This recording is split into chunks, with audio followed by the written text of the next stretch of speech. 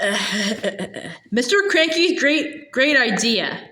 The next day, George's father came down to breakfast in a state of greater excitement than ever. "I've been awake all night thinking about it," he cried. "About what, Dad?" George asked him.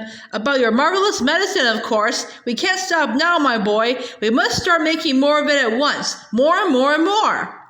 The giant stewing pot had been completely emptied the day before because there had been so many sheep and pigs and cows and bullocks to be dosed.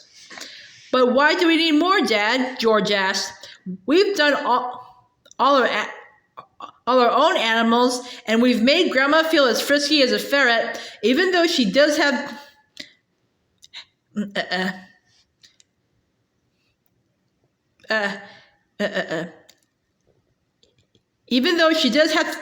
have to sleep in the barn." "My dear boy," cried Mr. Kranky, "we need barrels and barrels of it, tons and tons. Then we will sell it to every farmer in the world so that all of them can have giant animals. We will build a marvelous medicine factory and sell the stuff in bottles at $10 apiece. We will become rich, and you will become famous." "But wait a minute, Dad," George said. There's no waiting," cried Mr. Kranky, working himself up so much that he put butter in his coffee and milk on his toast. "Do you understand what this tremendous invention of yours is going to do to the world? Nobody will ever go hungry again."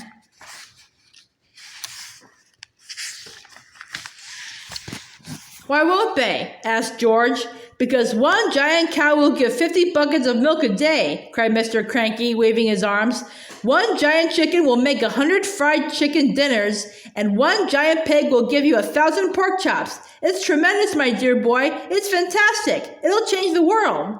"But wait a minute, Dad," George said again. "Don't keep saying wait a minute," shouted Mr. Kranky.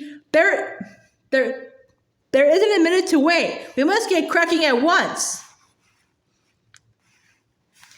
"Do calm down, my dear," Mrs. Kranky said from the other end of the table, "and stop putting marmalade on your cornflakes." "To the heck with my cornflakes," cried Mr. Kranky, leaping up from his chair. "Come on, George, let's get going. And the first thing we'll do is to make one more stew potful as a tester." "But Dad," said little George, "the trouble is—" "There won't be any trouble, my boy," cried Mr. Kranky. "How could there possibly be any trouble? All you've got to do is put the same stuff into the pot as you did yesterday. And while you're doing it, I'll write down each and every item. That's how we'll get the magic recipe." "But Dad," George said, "please listen to me." "Why don't you listen to him?" Mrs. Kranky said. "The boy's trying to tell you something." But Mr. Kranky was too excited to listen to anyone except himself. "And then," he cried, "when the new mixture is ready, we'll test it out on an old hen just to make sure we've got it right. And after that, we'll all shout hooray and build a giant factory." "But Dad—" "Come on then, what is it you want to say?" "I can't possibly remember all the hundreds of things I put into the pot to make the medicine," George said. "Of course you can, my dear boy," cried Mr. Kranky. "I'll help you. I'll jog your memory. You'll get it in the end. You see if you don't. Now then, what was the very first thing you put in?" "I went up to the bathroom first," George said. "I used a lot of things in the bathroom and on Mummy's dressing table." "Come on then," cried Mr. Kranky. "Up we go to the bathroom." When they got there, they found, of course, a whole lot of empty tubes and empty aerosol cans.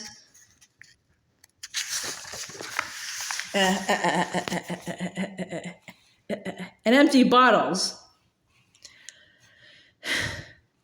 "That's great," said Mr. Kranky. "That tells us exactly what you used. If anything is empty, it means you used it." So Mr. Kranky started making a list of everything that was empty in the bathroom. Then they went to Mrs. Kranky's dressing table. "A box of powder," said Mr. Kranky, writing it down.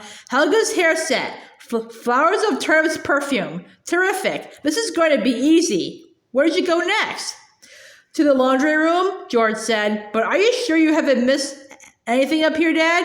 "That's up to you, my boy," Mr. Kranky said. "Have I?" "I don't think so," George said. So down they went to the laundry room, and once again, Mr. Kranky wrote down the names of all the empty bottles and cans. "My goodness me, what a mess of stuff you used," he cried. "No wonder it did magic things. Is that the lot?" No, Dad, it's not, George said, and he led his father out to the shed where the animal medicines were kept and showed him the 5 big empty bottles up on the shelf. Mr. Kranky wrote down all their names. Anything else? Mr. Kranky asked. Little George scratched his head and thought, but he couldn't remember having put anything else in. Mr. Killy Kranky leapt into his car and drove down to the village and bought new bottles and tubes and cans of everything on his list. He then went to the vet and got a fresh supply of all the animal medicines George had used. Now show me how you did it, George, he said. Come along. Show me exactly how you mixed them all together.